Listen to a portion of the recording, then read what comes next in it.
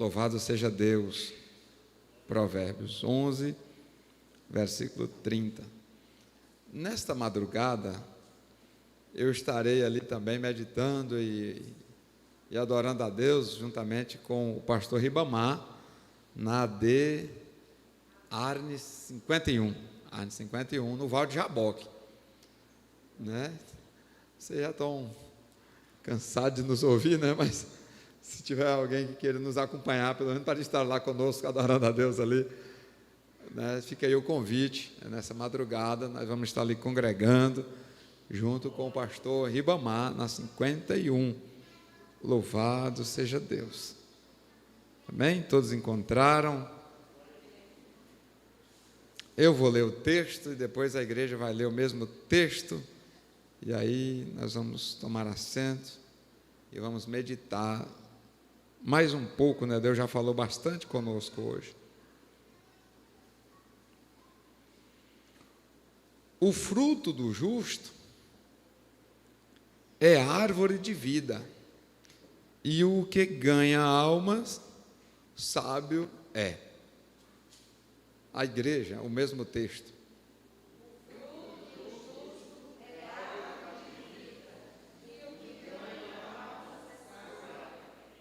Amém. Podeis tomar os vossos assentos.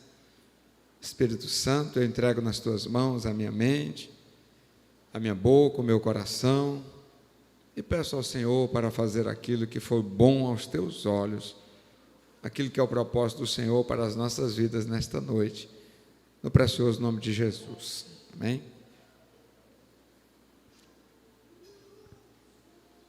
A nossa meditação está cingida no livro de Provérbios.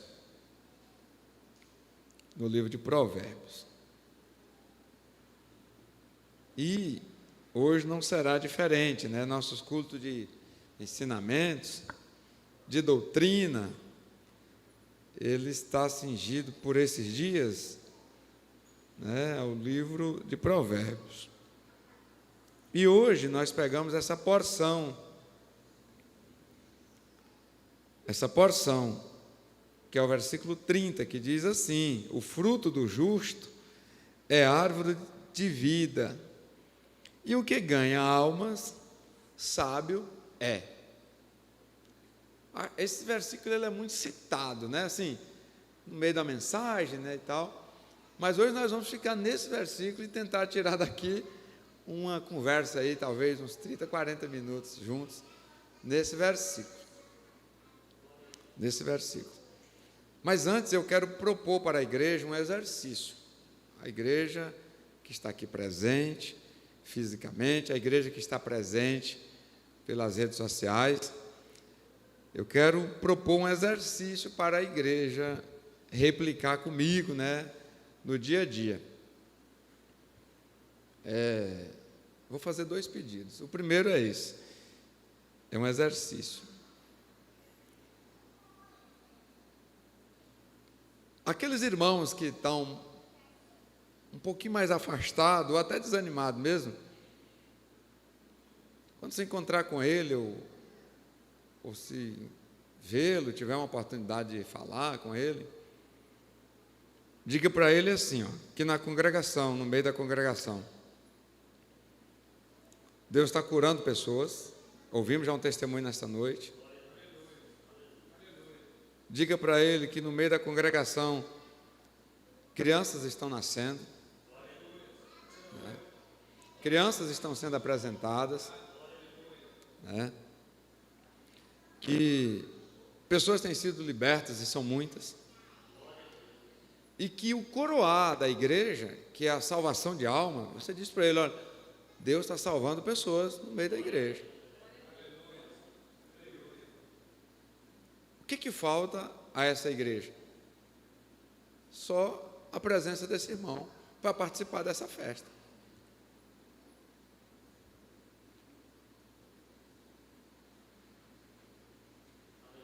Só. Então, faça esse exercício comigo, me ajuda com isso.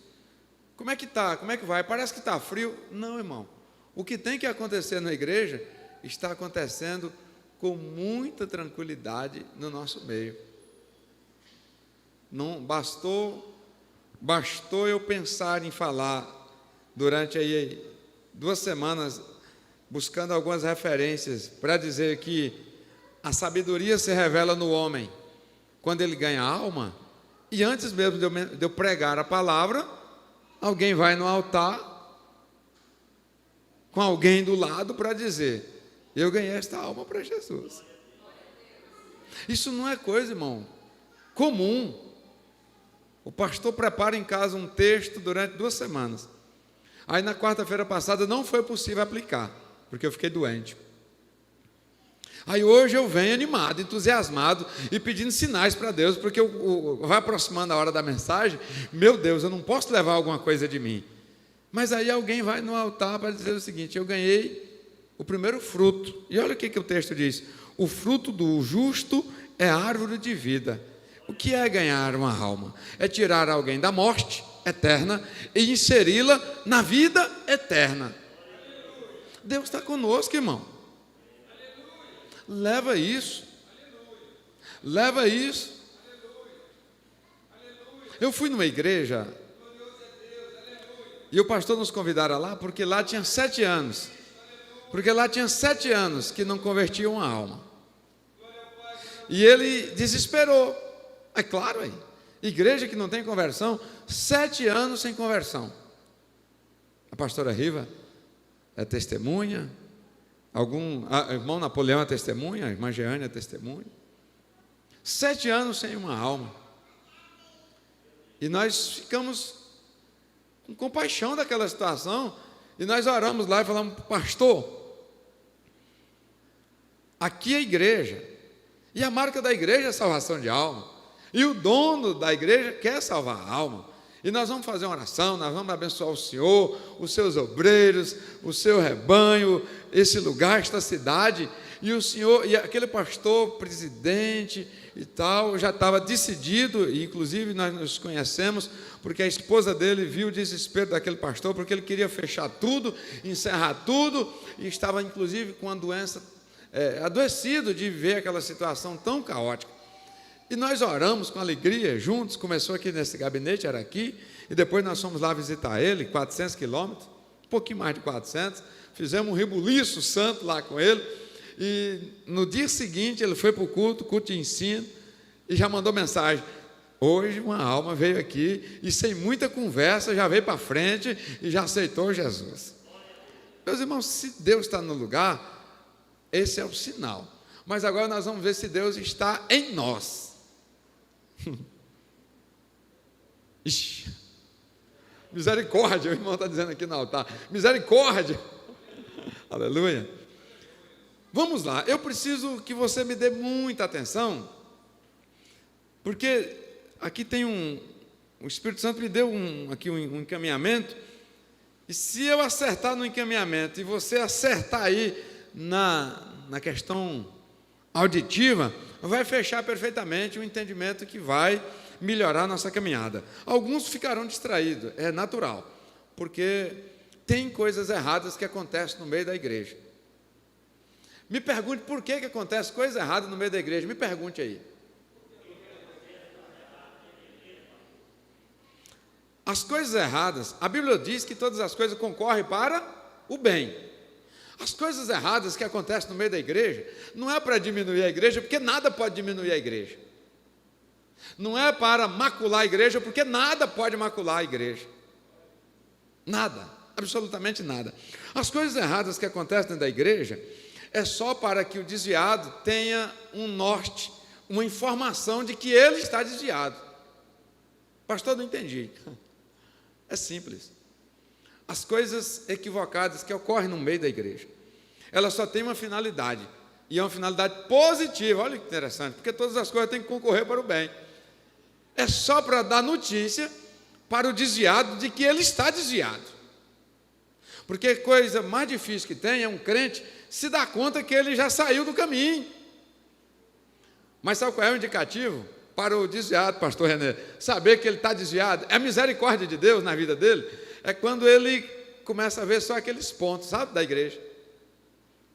Não tem uns irmãos que ele já está vendo uns pontos assim, ó, o microfone não estava bom. Ó, o pastor passou 5 minutos. Ó, a irmã fulana fez isso. Olha, como é que pode ser de uma igreja que o irmão faz isso ou aquilo? Isso só serve para que aquela pessoa que está focada nisso se dê conta que ele já se perdeu no caminho. Porque quando eu estou no caminho, meu negócio é Cristo.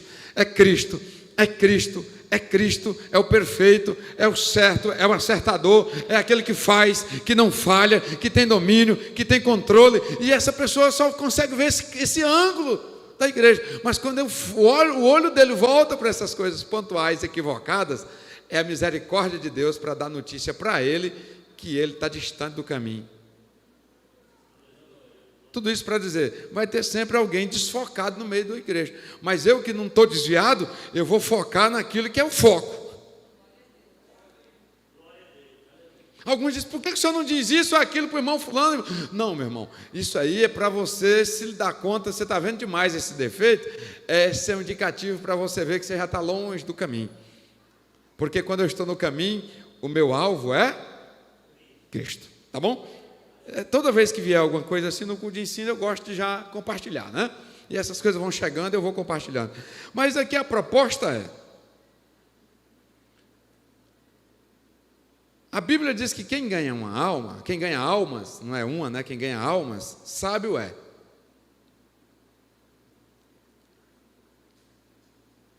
O capítulo 8, 9 de Provérbios vai trazer uma explanação muito longa acerca da sabedoria. Olha, esse momento é uma introdução aqui, importante. Ó. Os capítulos 8 e 9 de Provérbios vai trazer uma explanação da sabedoria. As versões mais acertadas, bíblicas, as versões bíblicas mais acertadas, elas, quando falam da sabedoria nesses capítulos, a sabedoria vem com a inicial em caixa alta, letra maiúscula. Porque quem lê atentamente esses versículos, esses capítulos, vai perceber que a sabedoria ali mencionada refere-se ao próprio Deus, ao nosso Senhor e Salvador Jesus Cristo. Então, quem lê atentamente vai ver que quando se refere ali à sabedoria, a sabedoria é o próprio Deus que se manifesta ali, né, de uma forma alegórica e tal, mas ali é falando dos atributos e falando da pessoa bendita do nosso Senhor e Salvador Jesus Cristo.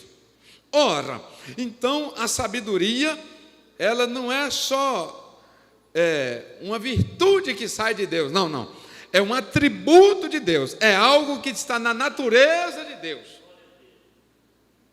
Isso é importante nós percebemos aqui.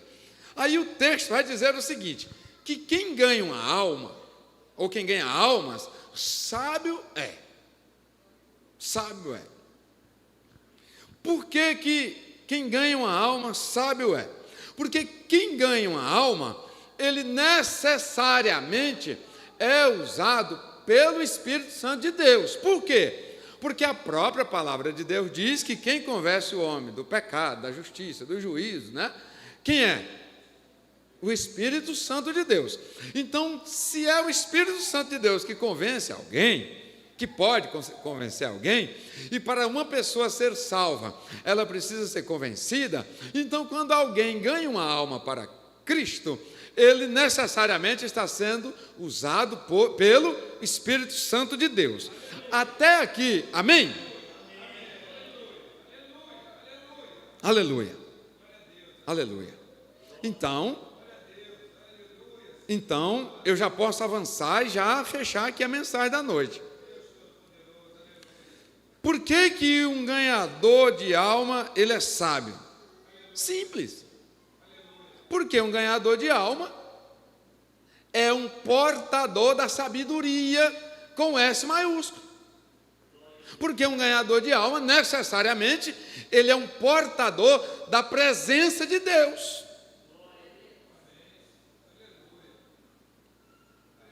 Então, quando eu digo quem ganha alma sábio é, eu estou dizendo, quem ganha uma alma, sem dúvida alguma, é um portador do Deus vivo. Porque homem não pode ganhar uma alma. Porque é exclusividade do Espírito Santo de Deus. Agora, o que é portar a presença de Deus? Pergunto, o que é portar a presença de Deus? O que é que eu tenho na Bíblia que me dá indicativo, que me dá evidência de que Deus está sendo portado na minha vida? E aí, como nós estamos estudando Provérbios, que é para o elevo de cada cristão, a partir de agora, a análise é voltada para nós mesmos. Vou ter que cuidar aqui, porque de madrugada tem que falar de novo, né? Cuidar aqui. Então vamos lá. Para eu pensar num ser humano como portador da presença de Deus, eu tenho que fazer uma viagem na Bíblia Sagrada e pensar lá no Velho Testamento e identificar como que Deus era portado no meio das pessoas, no meio da humanidade. E não precisa falar muito, porque eu sei que aqueles leitores da Bíblia já sabem que há uma passagem, uma história bíblica que começa lá no princípio, onde Deus escolheu uma forma de ser portado entre os povos. Eu estou falando da Arca da Aliança. Para nós pensarmos nesses provérbios aqui de ganhar alma, nós precisamos pensar na Arca da Aliança. Que viagem, né? Que viagem. O que a Bíblia vai falar da Arca da Aliança? Toda uma estrutura, um caixote, né? Um caixote. Aí cada detalhe ali tem uma simbologia, não vou entrar nisso aqui. A missionária Shirley já deu um seminário aqui sobre essa temática. Pensa no seminário, né? Ela até comprou, né, a maquete do tabernáculo, não é? Com todos os seus utensílios, itens de composição, não é?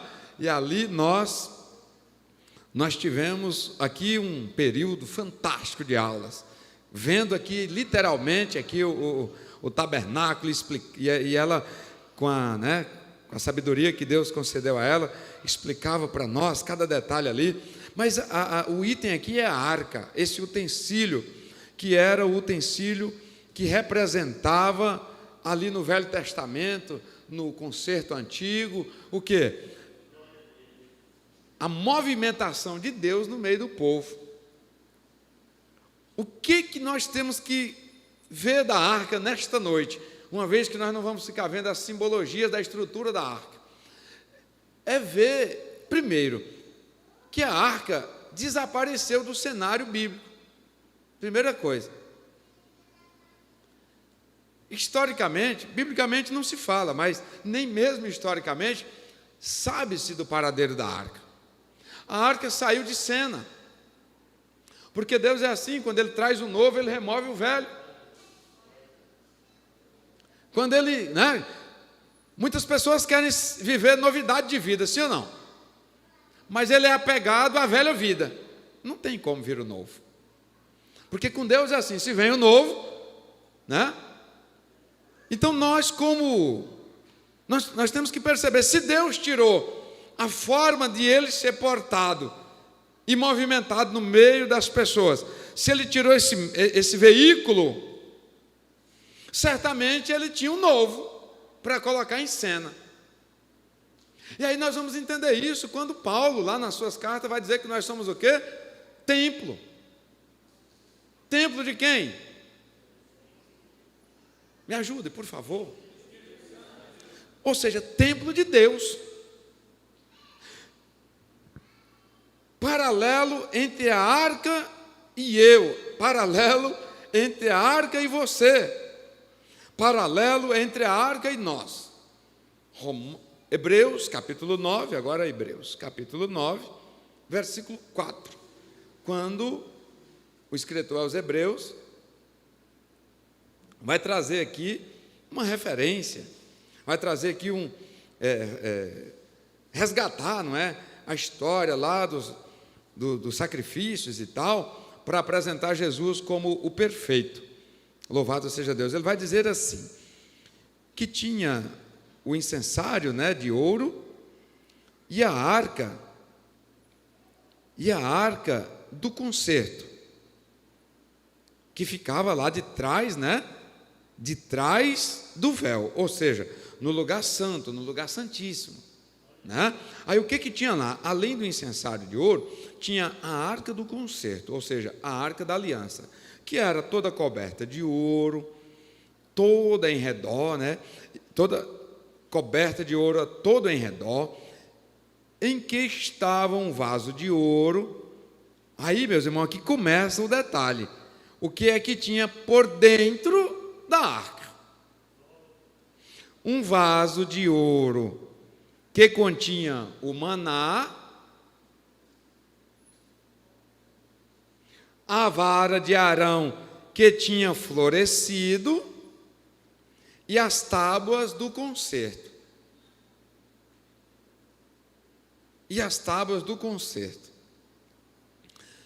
Aqui estava a presença de Deus representada dentro de um instrumento que Deus elegeu para ser o seu transporte no meio da humanidade.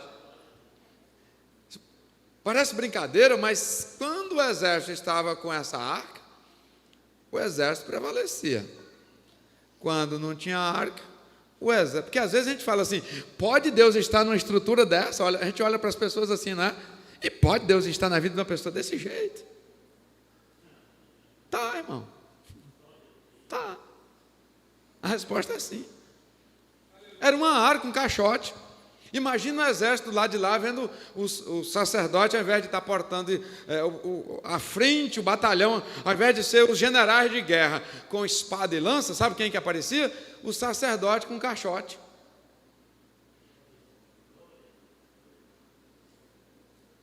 É diferente demais, né, a caminhada espiritual. Quantas vezes nós temos chutado os caixotes, né, que Deus coloca diante de nós? Porque olhando assim é só um caixotinho. Quantas vezes, né? Mas enfim, vamos para frente. Lá dentro tinha o maná. O que é o maná? Porque nós estamos falando do ganhador de alma. Porque pode ser que tenha alguém aqui que nunca ganhou uma alma para Jesus. E deve estar se perguntando e preocupado, e tem que estar preocupado mesmo. Porque se eu não ganho alma, se eu não cultivo alma, se eu não consolido alma, a minha caminhada espiritual está defeituosa. Mas defeituosa na origem. Na origem. Na origem. O que um ganhador de alma carrega dentro de si? O que alguém que é portador da presença de Deus carrega dentro de si? Maná. É para eu ver se eu sou ou não um portador da sabedoria. A sabedoria com S maiúsculo. Não estou falando dessa sabedoria de saber que 2 mais 2 é 5, né, irmão? Não é disso que eu estou falando aqui, não. Aí basta uma burdoada que a gente aprende que 2 mais 2 é 4. Não é isso que eu estou falando. Eu estou falando daquela sabedoria do S maiúsculo. Para nós sabermos se nós somos portador, é nós mesmos olhar para dentro de nós e percebermos se tem ou não maná. Pastor, como é que eu vejo isso? Como é que eu evidencio isso? É simples, irmão. O maná era o alimento de um povo que não tinha como produzir alimento. O maná era o alimento de um povo que ou tinha maná do céu ou ele morria de fome. A pergunta é, as pessoas que aproximam de mim, aproximam de você, encontram ou não encontram alimento que produz vida? Porque o versículo fala disso aí, né? Que é árvore de vida e sábio, aquele que ganha alma. O justo é árvore de vida, né? E aquele que ganha alma é sábio. O portador da sabedoria, o portador de Deus, ele precisa necessariamente ter maná. E olha aqui um detalhe sobre o maná. O maná não era cheio de aparência. O maná não tinha metamorfose, ou seja, todo dia está de um jeito. Era todo dia a mesma coisa. Uma porçãozinha pequena, parecia com semente de coentro, não é isso? É isso? Que primeiro vinha um orvalho, para que a areia ficasse compactazinha, para que ele não se misturasse no meio da areia, e ali ele era recolhido na hora certa, dentro de um protocolo e na medida certa. Tem uns que tem maná, mas ele despeja maná demais, ele fala demais, ele prega demais, ele insiste demais, ele transborda, e ele entra no contexto de fanático, de enjoado, de chato. Maná era a dose certa, ninguém podia colher mais, e nem menos.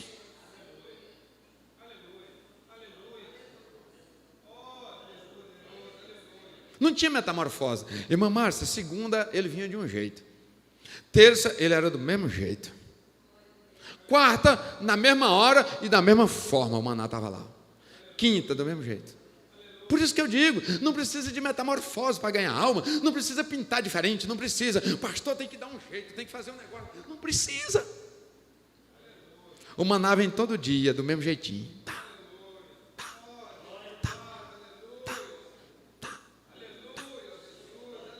Tinha um dia que ele não vinha, no dia que ele não vinha, ele concedia a oportunidade que o dia anterior pudesse ser colhida 2 porções. Equilíbrio pleno.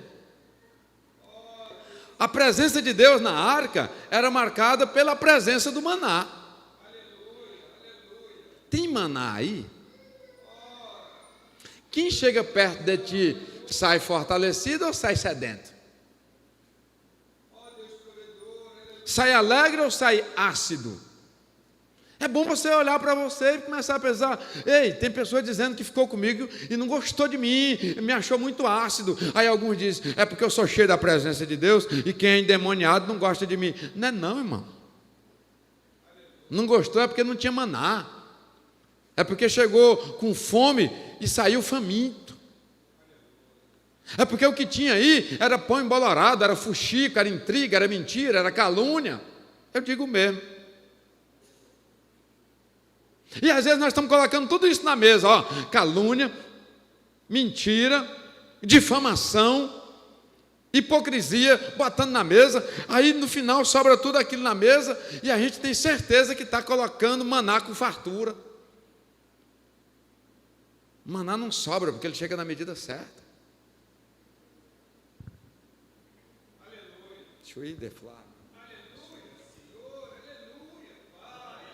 Eu não ganho alma, mas você não tem maná, não tem presença de Deus. Espírito Santo é que convence, ele não anda em nós.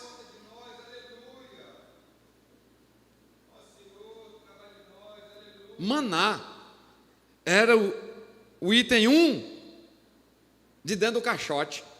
Maná tem que ser o item 1 de dentro desse caixote aqui, de dentro dessa estrutura. Pode faltar qualquer coisa, mas tem que ter maná. Pastor, mas e aí? Presta atenção aqui, ó. O maná, ele era tão especial e tão impactante, e é isso que eu quero que você pense.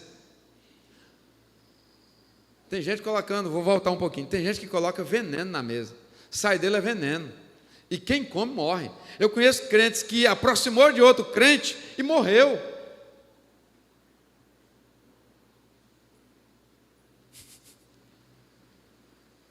Desviou, passou a adiar a igreja, passou a adiar a liderança, passou a adiar pessoas, porque botou na mesa tanto veneno, saiu tanto veneno, que matou pessoas. Ei, o maná, além de alimentar o físico, sabe o que o texto sagrado fala? Que eles comiam maná e cresciam naturalmente, cresciam, desenvolviam. E as roupas cresciam também. A botininha dos meninos crescia também. Quem aproxima de você tem que encontrar alimento para a saúde física, tem que encontrar alimento para as vestes, para os calçados. Meu Deus, é uma responsabilidade, né? Ganhar uma alma precisa de alguns critérios fortes, né?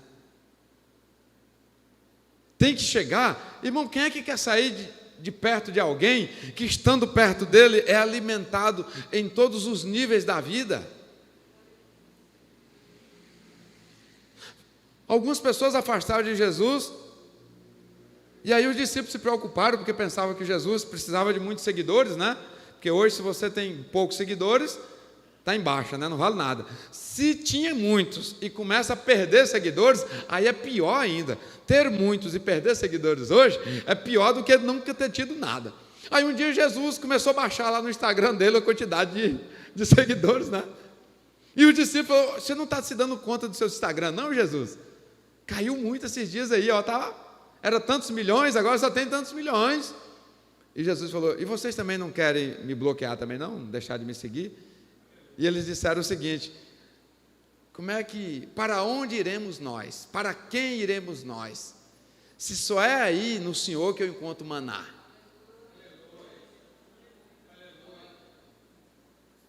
Você sabe o que o mundo aí fora precisa, irmão?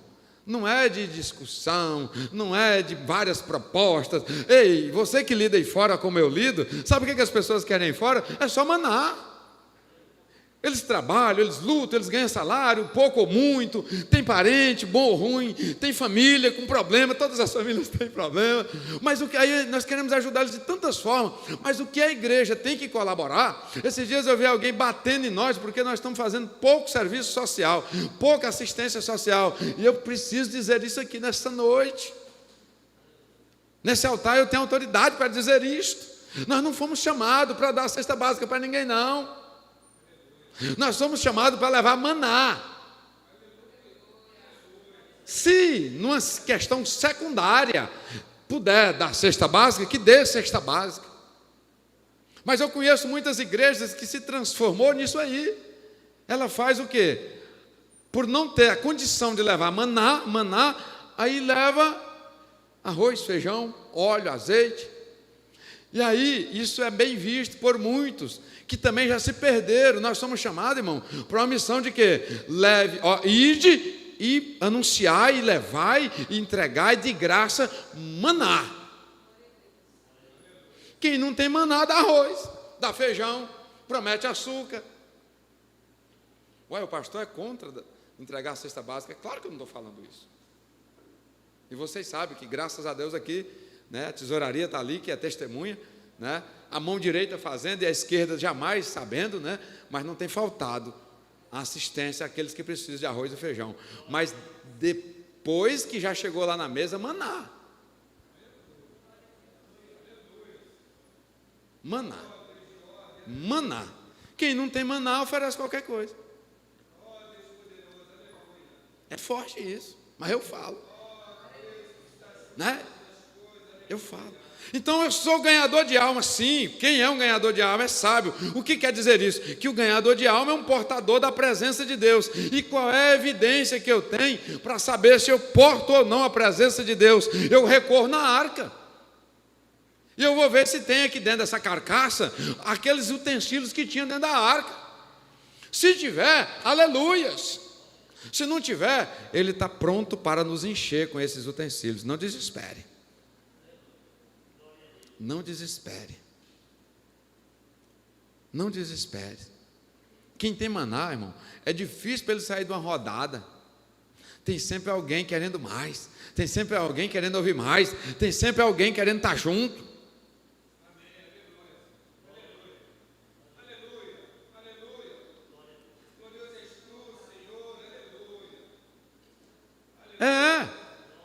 Agora, quem não tem maná, bota veneno. É muito triste, irmão. Você encontrar com um crente, ele falar assim, ó, eu estava indo bem. Mas aí, eu encontrei com fulano, fiz amizade com ele. E eu não sabia. E ele colocou tanta coisa na minha mente, quer dizer, ele me envenenou de tal maneira, que hoje eu estou com dificuldade de me reencontrar na caminhada espiritual. E o pastor escuta isso todo dia. Aí, irmão, eu fico pensando, o que vai acontecer com alguém que tirou um irmão do caminho do Senhor?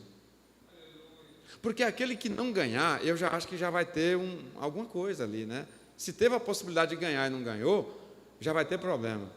Mas, irmão, depois de uma alma ser liberta, e eu me emprestar para o diabo, para envenená-lo e tirá-lo da presença de Deus, irmão, o que me resta? Se uma alma restaurada vale mais do que, como é que é lá? O mundo inteiro perdido.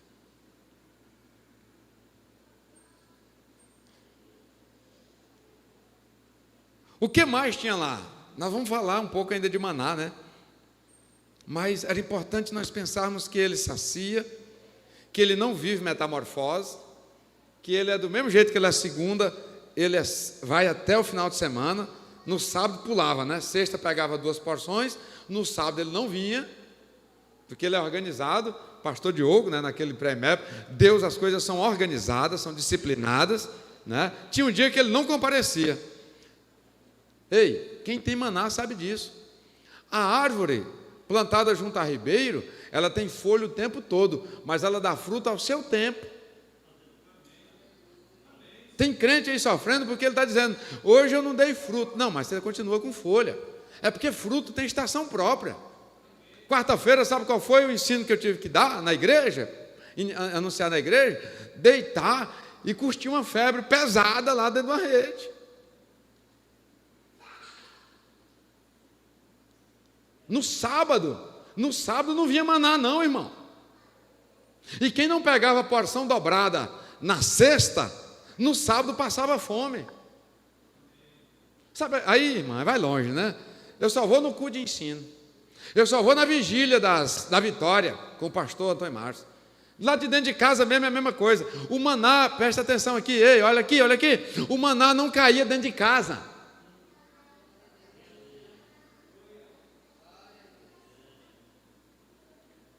É o mesmo Deus que está lá, é o mesmo Deus que está aqui. É não, velho. É não, nesse aspecto não é não. O maná, irmão Daniel, não caía lá dentro do recipiente, lá na cozinha das pessoas não. Tinha que ter a recipiente que caberia a medida e a porção certa, e tinha que levantar cedo e caminhar para o deserto. E o maná, pensa comigo, grãos pequenos na areia. É fácil, missionária Raquel, Sara Raquel, é fácil catar grãos do tamanho do grão de areia, misturado na areia? Vou não, Deus sabe, está chovendo, Deus sabe, estou com um menino pequeno, Deus sabe, estou com isso, estou com aquilo, Deus sabe, eu tenho visita, Deus sabe que eu tenho esse compromisso hoje. Ei, vai lá para o casamento e pensa que maná, deixa o culto e pensa que maná vai lá na sua casa. Não vai não, irmão. Vai lá para o aniversário, para o churrasco, e fica tranquilo que vai ter maná lá na sua casa. Não vai ter não, querido. Não vai não. Aí fica pedindo maná para os outros, né? Aí não vai lá no dia colher, depois fica pedindo para os outros, aí deixa o outro também com fome. Enfim, meus irmãos, não dá mais para nós continuarmos assim, achando que Deus mudou, que as coisas agora é de qualquer jeito, que o que importa é o que eu penso, o que importa é a forma que eu entendo. Não, maná continua caindo lá na areia do deserto, tem horário próprio para retirar ele, e eu tenho que saber disso também. Aleluia! As pessoas que chegam até você, eles saem alimentados, com a alma saciada, com o espírito alegre. E os seus sapatos e as suas vestimentas crescem na medida em que eles crescem? Se a resposta for negativa, nós vamos pedir para Deus fazer morada em nós a partir de hoje. O que tinha na arca além do maná? O que tinha na arca além do maná? Tinha a vara de Arão, aquela que floresceu, e floresceu justamente para resolver um problema que é contínuo no tempo chamado hoje. Na arca naquele caixote lá, tinha também como segundo elemento a vara de Arão, aquela que florescer entre outras no meio das tribos, né? Para ficar registrado, demonstrado que Deus não é o Deus de qualquer um para usar.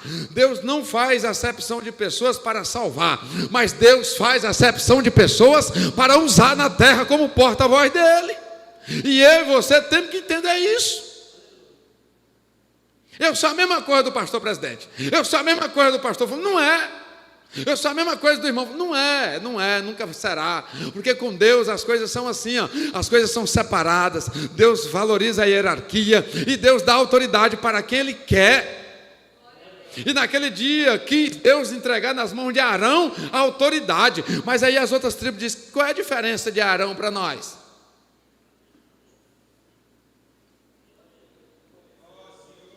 Se eu sou o caixote de hoje que transporta a presença de Deus, aqui tem que ter uma autoridade.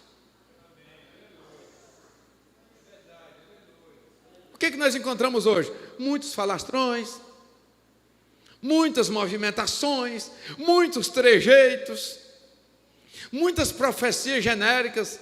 Eu estava vendo alguém hoje: olhe para cá, o tal, ainda esse ano eu os lanço na sua vida e tal. Lança o quê, varão? Deus é contigo. Eu sei, varão.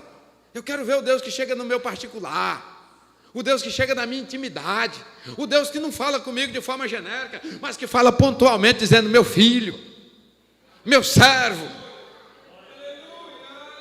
É gostoso demais quando ele diz: eu ouvi hoje de madrugada, eu ouvi o seu silêncio hoje de madrugada. Quem tem a autoridade de Deus, quando ele é usado por Deus para abençoar alguém em profecia, ele chega e diz: olha, eu contemplei a sua petição silenciosa da madrugada. Aí você sabe que é Deus, porque só você, nem os seus lábios conheceram aquela petição. Ela foi processada todo lá no profundo da sua alma. Aí Deus usa alguém com autoridade e diz: eu contemplei a sua súplica no seu silêncio nessa madrugada. Hoje o que nós temos visto? Não tem autoridade, aí tem estratégia, aí tem uma série de artimanhas psicológicas que são aplicadas para nos movimentar psicologicamente. Eu estava na Matriz um dia e chegou um pregador lá muito sábio, e ele falava um pouco nesse rumo, do quanto nós somos incautos.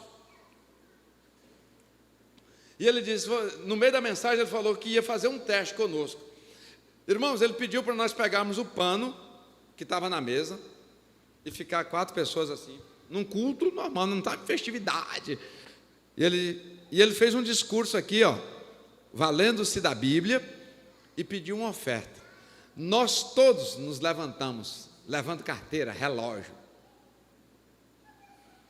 pulseira, cheque, aliança de casamento. Isso foi um movimentão. E eu no meio também, para frente. É hoje que Deus me ganha na... Aí nós estávamos próximos daquele pano ali, ele disse: volta todo mundo, pelo amor de Deus. Eu não preguei nada de Bíblia aqui sobre a oferta e dízimo. Eu apenas usei algumas técnicas manipuladoras para mostrar para vocês como nós somos vulneráveis. Hoje o que nós temos é isso, irmão. As pessoas nos iludem com os trejeitos e conversa de um jeito, mas na hora de pregar a voz é outra. E conversa de um... Eu vi isso em centro espírita. As pessoas falam de um jeito, quando são incorporadas, eles falam de outro. Aí hoje os indivíduos conversam conosco, aí vai entregar uma profecia, aí a voz muda. Quem não tem autoridade, irmão, usa de autoritarismo, de manipulação.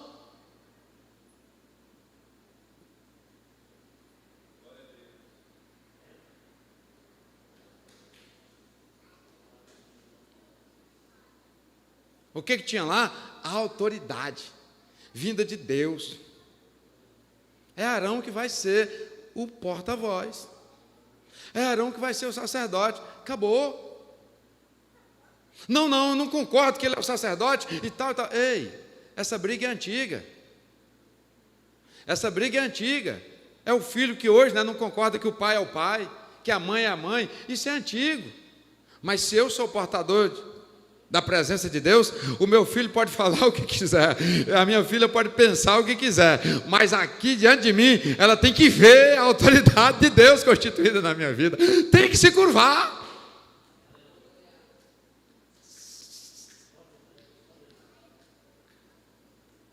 Tem que se curvar. É dizer assim, ei, eu estava diante de um delegado, nós estávamos conversando, aí Deus me usou, foi no poder, o assunto era de jurídico, coisa de processo, de repente o Senhor me tomou. Eu disse, ei delegado, vamos mudar a conversa um pouco, o Deus que está na minha vida, que eu porto Ele comigo, diz que hoje é o dia da sua salvação. E eu mesmo fiquei assustado comigo, porque não tem nada a ver o contexto. O delegado chorou, né, e disse, eu estava pensando como é que seria meu encontro com Deus. Mas agora eu sinto queimando aqui dentro de mim. Eu digo, é a autoridade de Deus que está manifestando aqui dentro dessa carcaça. Não é glória minha, mas é Ele que se manifesta aqui. Por que nós não ganhamos alma? Porque nós não temos autoridade para aproximar das pessoas, nós não temos autoridade para falar, e as pessoas serem obrigadas a nos ouvir, não por causa de um autoritarismo, obrigada porque a palavra é atrativa, porque a palavra é doce, porque a palavra vai ao encontro daquilo que se busca. É só com autoridade. O que fez a diferença entre Jesus e dos demais profetas dos seus dias? Aliás, ele não era profeta, né? Me perdoe, eu lembrei da escola do Senhor aqui. Ele não era profeta.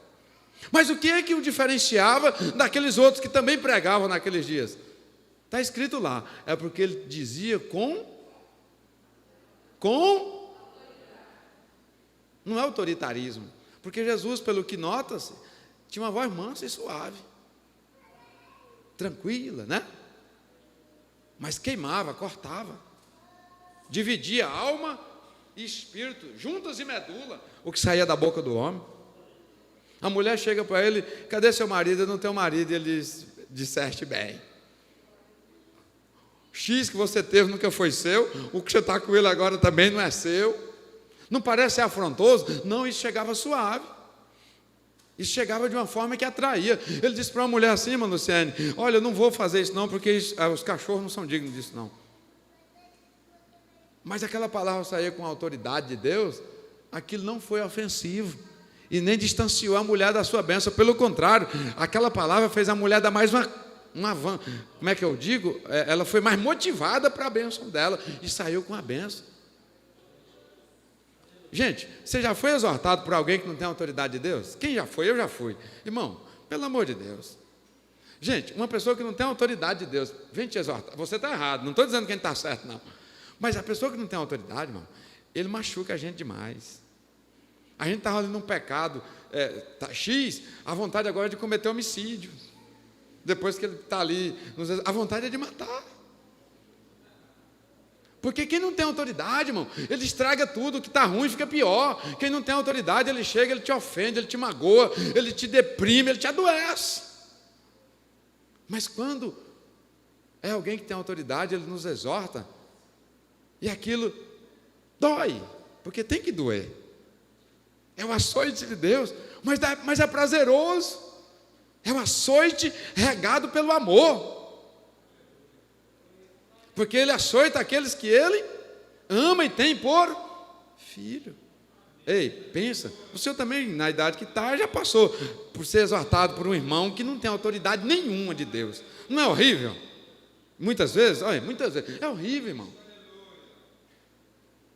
É horrível, né? Então lá naquele caixote carregava o quê? Carregava maná, alimento pleno, carregava-se a autoridade de Deus,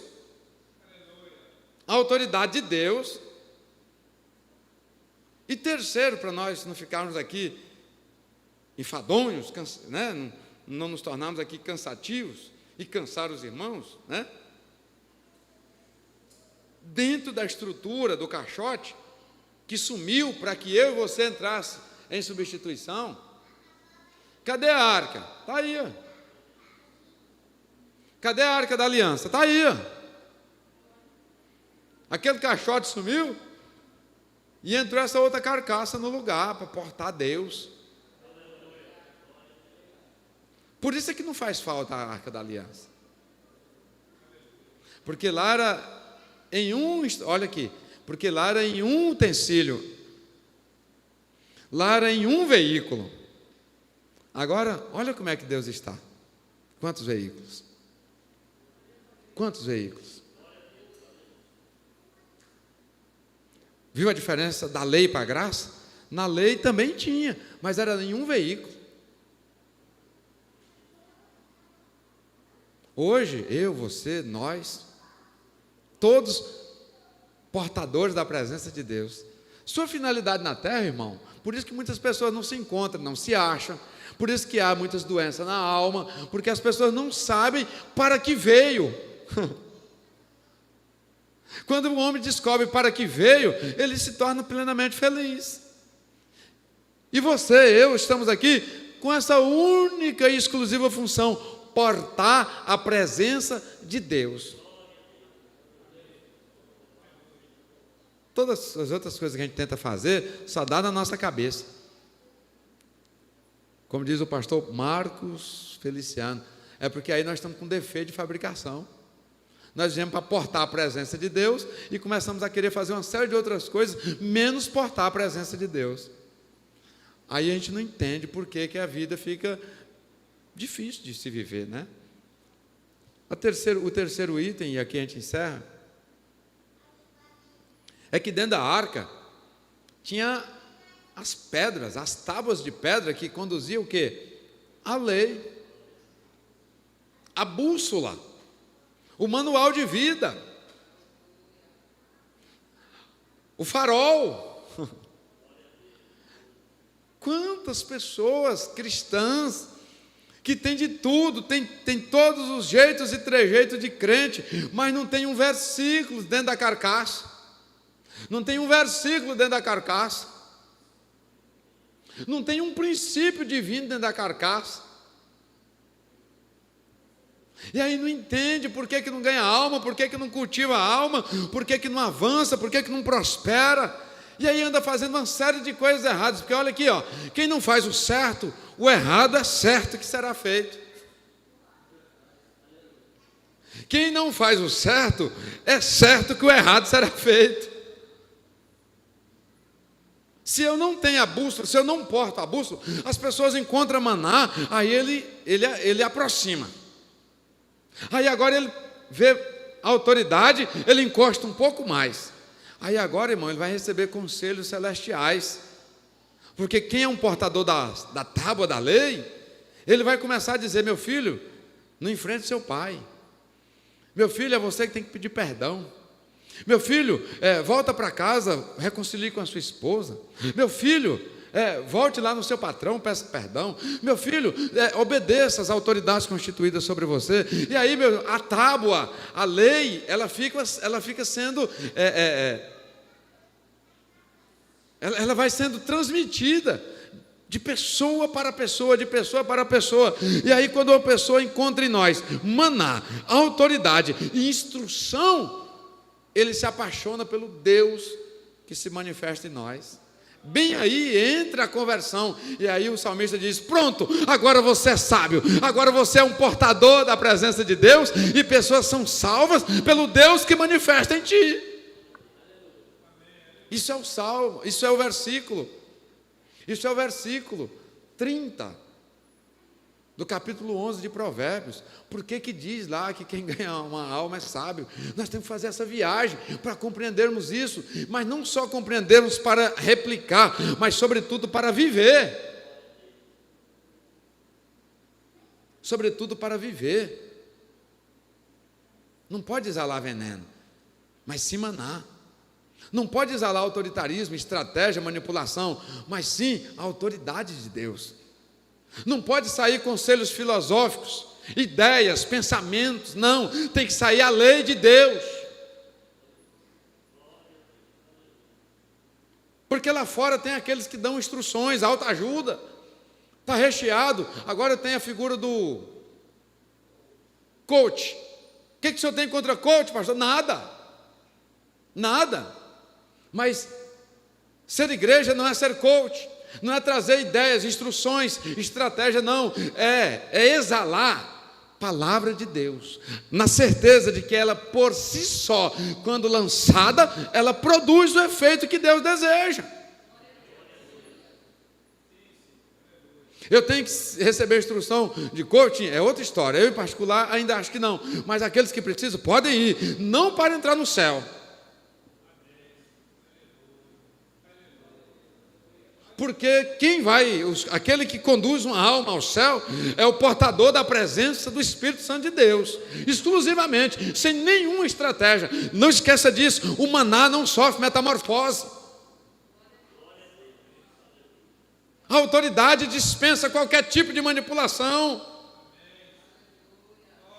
Fui desafiado já várias vezes no gabinete, e o desafio é muito simples: eu quero saber se é Deus ou se não é. E eu nunca deixei ninguém sair dali sem saber se era Deus ou se não era. E eu dizia: Deus, pela misericórdia do Senhor, o Senhor me trouxe aqui e falou que estaria comigo aqui. Agora revele a sua autoridade, revele o maná e mostre aqui as tábuas da lei na minha vida. Aleluia. E todos que por ali desafiaram tiveram que sair dizendo: eu testifiquei do maná, testifiquei da vara de Arão, da autoridade, e eu testifiquei das tábuas da lei, e vi e fui contemplada e fui beneficiado ou beneficiada com a presença de Deus naquele lugar. Queridos, queridas, quantas almas você já ganhou para Cristo?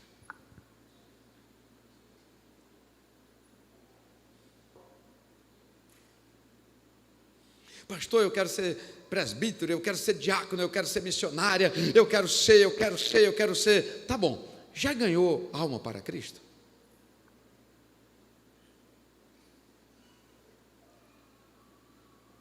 Não é missionária?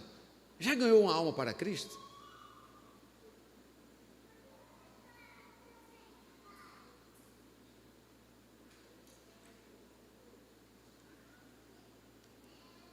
Vamos orar? Vamos orar?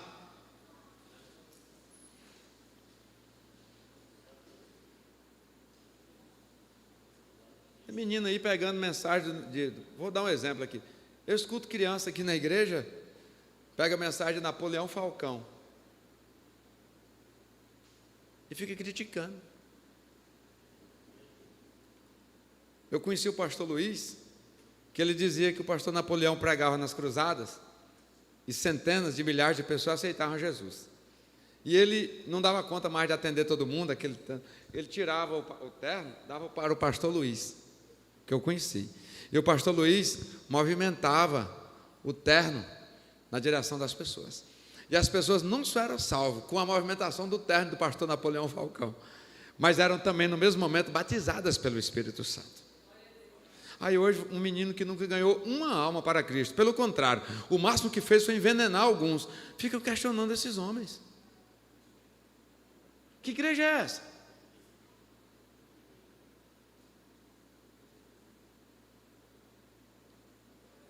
Nunca ganhou uma alma e fica discutindo com autoridades que já fundaram igrejas, ganharam centenas de pessoas para Jesus, batizaram muitas pessoas em tempos difíceis, e hoje meninos ficam levantando contra essas pessoas. Aí você pergunta: menino, você já ganhou o que para Jesus? Não, ganhar eu sei que você não ganhou, mas envenenar eu tenho notícia de que você já envenenou. Ei, meus irmãos, é hora de nós darmos uma acordada, porque Deus é o mesmo, Ele não mudou. Vai chegar um dia que nós vamos comparecer lá, e não adianta pensar que as nossas falácias vai valer para alguma coisa lá, não. Vai ser o que nós ganhamos e cultivamos de almas.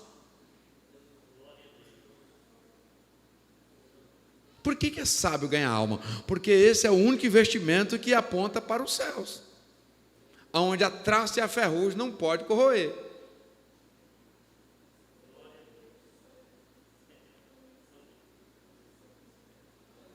Esses dias tinha alguém comentando e criticando, ainda tem um minuto, uma mensagem do pastor Marcos Feliciano, alguma coisa até relacionada à política. Moço, não fala desse homem não, desse senhor, porque eu já vi muitas almas que esse homem ganhou. Tem uma mensagem dele, aprovação. Irmão Alex, aquilo é de quantos anos que tem aquilo? 10 anos. Uma mensagem do pastor Marcos Feliciano. É a aprovação, não é isso?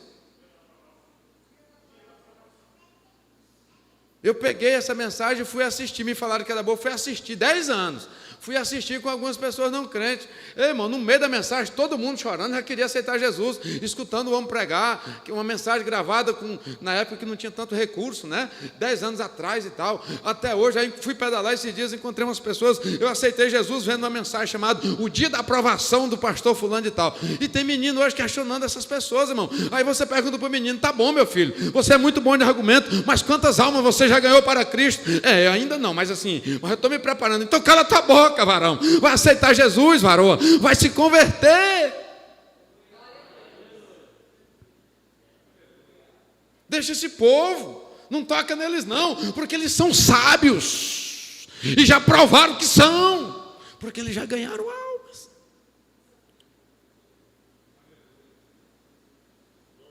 Já pensou pegar o nosso terno, irmão, e fazer assim, as pessoas serem batizadas com o Espírito Santo? Como que nós vamos questionar umas pessoas dessas? No dia de hoje, vamos respeitar e vamos tentar aproximar deles e ver, me ensina a ganhar alma. É isso que nós temos que fazer com essas pessoas, me ensina a ganhar alma. Papai do céu, Provérbios 11, versículo 30.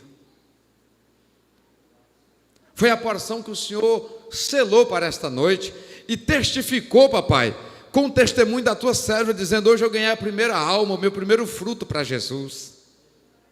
O Senhor sabe, papai, o quanto isso é importante para o pregador. Agora que nesta noite, papai, nós possamos olhar para nós mesmos, e que nós possamos fazer o julgamento, papai, se nós temos envenenado, se de nós sai maná, se de nós sai alimento, se de nós, papai, tem conforto, se de nós sai sombra, papai, para aqueles que estão sedentos debaixo do sol escaldante. Se o que sai de nós, papai, alimenta a alma, o espírito, faz as vestes e os sapatos crescerem. Meu Deus, que possamos olhar dentro dessa estrutura, dentro dessa carcaça. Meu Deus, que nós possamos nesta noite enfiar a mão aqui dentro, papai, e colocar tudo para fora e percebermos, papai, buscarmos saber se tem maná, se tem, papai, autoridade, e se tem, papai, a lei cravada nos nossos corações, como disse o salmista, guardei, cravei, meu Deus, a tua palavra dentro do meu coração, para não pecar contra ti. Pai amado, Pai querido, que nesta noite nós possamos fazer uma autorreflexão e buscar saber, papai, se tem maná, se tem autoridade, meu Deus, e se tem lei dentro de nós.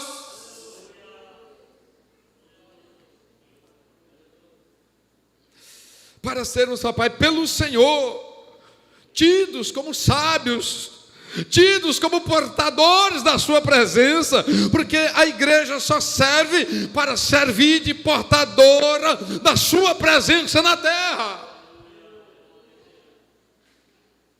Ajuda-nos nesta noite, clarifica esta palavra dos nossos corações, meu Deus, e que haja arrependimento no nosso meio, papai. Se há alguém que nesta noite, papai, está sendo, papai, como eu, confrontado com esta palavra, que haja arrependimento, papai, e busca destes elementos para as nossas vidas, no nome de Jesus, pai, que nasça nesta noite em nosso meio, ganhadores de almas autênticos, para a honra e a glória do teu santo nome, que nasça em nosso meio, papai, ganhadores de almas autênticos, para a honra e a glória do teu santo e precioso nome. É assim que nós oramos, é assim que profetizamos, em nome de Jesus.